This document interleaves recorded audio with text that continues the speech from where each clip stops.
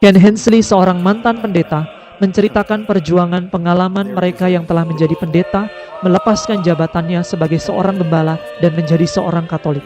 Setiap kali seseorang dari latar belakang non-Katolik masuk ke dalam gereja Katolik, selalu ada efek gelombang seperti batu kecil yang dijatuhkan ke kolam, lalu gelombangnya menyebar ke segala arah. Ada dampaknya bagi keluarga mereka.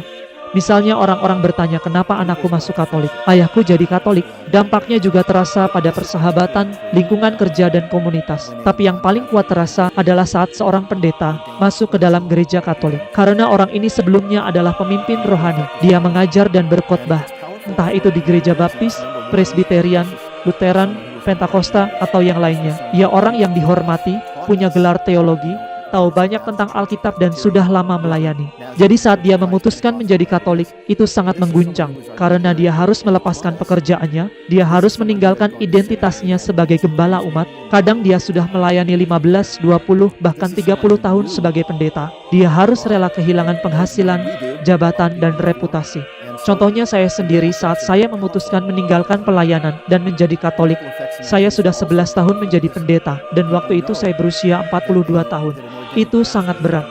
Saya sekarang mendampingi banyak pendeta yang sedang dalam proses menuju gereja Katolik. Ada lebih dari 90 nama dalam daftar doa saya. Semua adalah pendeta non-Katolik yang sedang dalam perjalanan iman. Ada yang baru mulai tertarik, ada yang sudah sangat dekat untuk menjadi Katolik, tapi hampir semuanya berkata, saya jatuh cinta dengan kebenaran dan keindahan iman Katolik, tetapi saya hanya melihat kegelapan di masa depan saya. Kenapa? Karena mereka akan kehilangan pekerjaan, kehilangan teman dan rekan pelayanan, dianggap sesat atau gila, harus mulai dari nol mencari pekerjaan, padahal dulunya dihormati. Tapi di balik semua itu, mereka membawa begitu banyak hal berharga ke dalam gereja.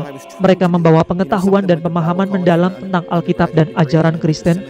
Mereka membawa semangat dan cinta yang besar karena telah menemukan harta terdalam dalam gereja Katolik. Mereka rela mengorbankan segalanya karena yakin akan kebenaran iman Katolik. Jadi mereka belajar dengan serius, membaca banyak buku, merenung, berdoa, dan siap menjelaskan alasan mereka masuk Katolik. Saya suka menggambarkan ini seperti menemukan harta karun di ladang.